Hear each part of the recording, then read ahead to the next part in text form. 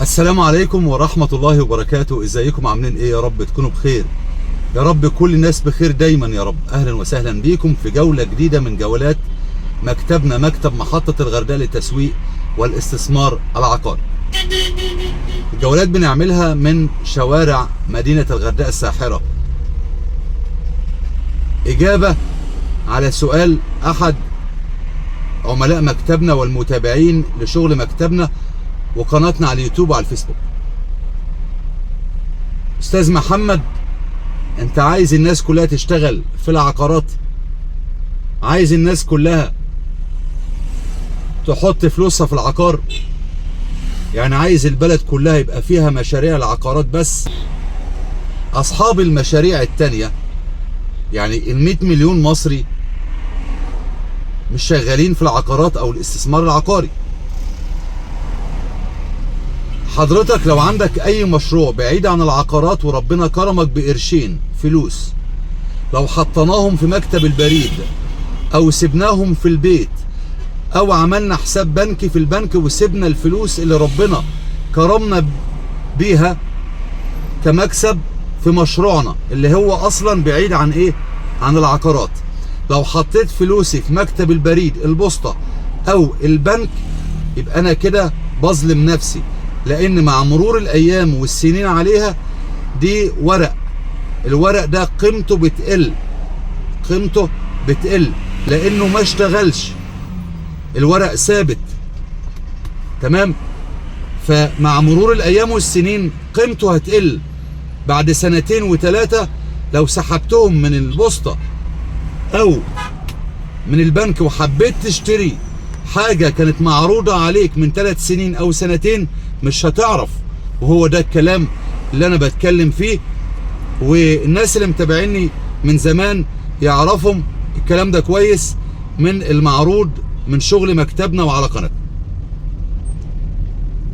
وظيفتي معاك المرشد العقاري والاستشاري العقاري بتاعك، مكتب محطة الغردقة للتسويق العقاري.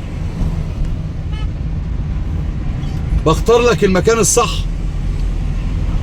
الورق السليم، بقول لك امتى نشتري وامتى ما نشتريش، ونشتري عند مين وما نشتريش عند مين.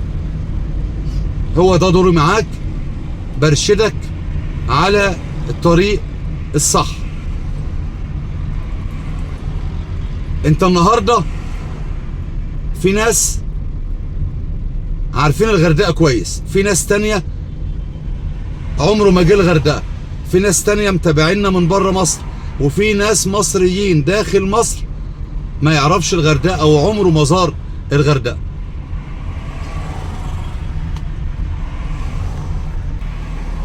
اصحاب المشاريع اللي بره العقارات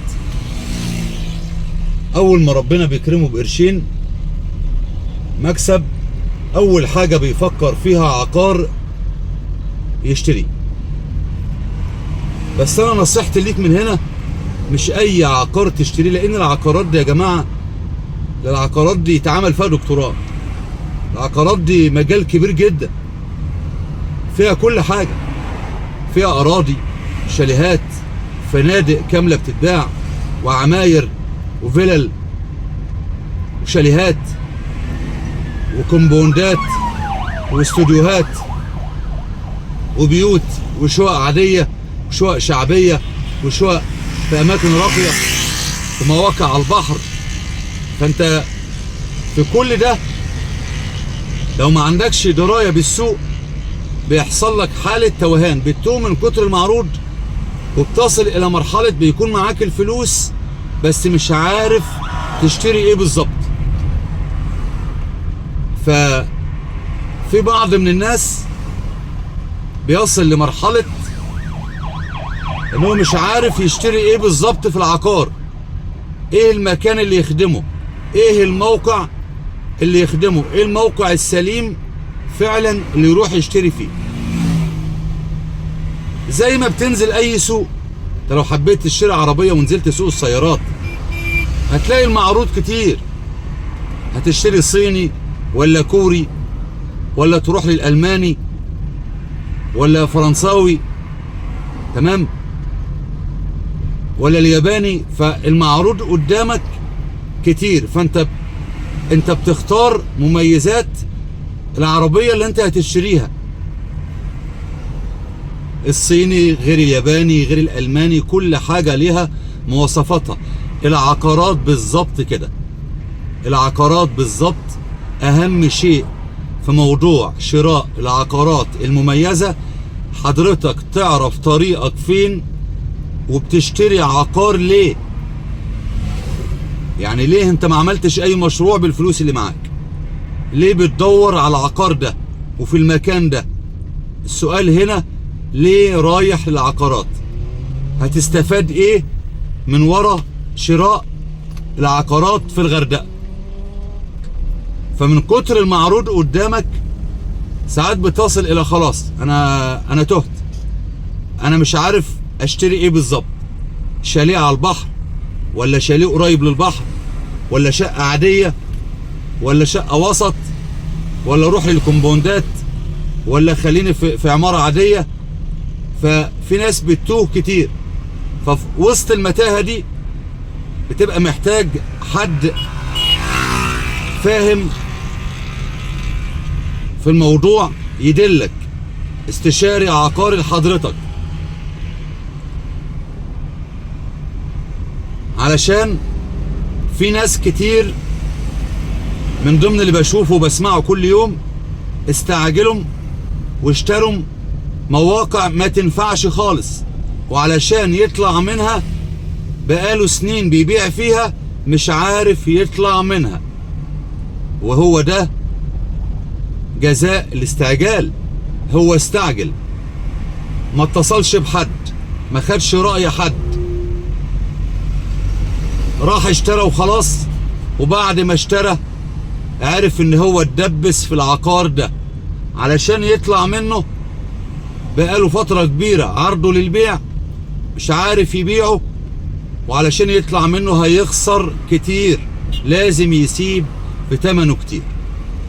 فانت النهاردة تريس وخليك تقيل كده في الشراء، واعرف انت بتشتري فين وعند مين، وحاسب جدا من موضوع الأوراق. الأوراق يا جماعة، انت بتحط فلوسك في ورقك سليم، هتعرف تبيع بعد كده بكل سهولة وأمورك هتبقى تمام. الأوراق فيها أي غلطة انت كده معلش يبقى دخلت في نفق مظلم وطريق ضلمة، مش هتعرف تخرج منه أبدا. فحاسب من موضوع الأوراق. انت بتحط فلوسك في أوراق، لازم أوراقك تكون سليمة ليك ولأسرتك، تمام؟ وما تسيبش وراك أي ثغرة أو أي غلط. حاسب جدا من موضوع الأوراق، وما تستعجلش. تريس وفكر مرة واتنين، وشوف انت بتشتري فين وبتحط فلوسك عند مين. وما خاب من استشار. اهم شيء انت تعرف نفسك لنفسك، تقول لنفسك انت داخل العقارات ليه، جايب فلوسك ومتجه ومهتم بالاعلانات، اعلانات العقارات ليه، عاوز ايه من العقارات؟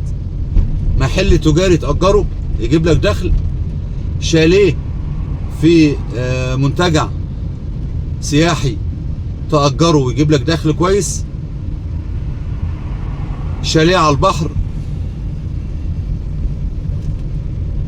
انت بتدور على الايجارات والعائد، ولا انت عايز حاجة سكنية ليك للاجازات، ولا عاوز حاجة سكنية معاك أسرة وتسكنوا سكن عادي في شقة عادية، ولا عاوز محل تجاري وانت اللي هتعمل المشروع وتقف فيه، انت اللي هتباشر مشروعك بإيدك.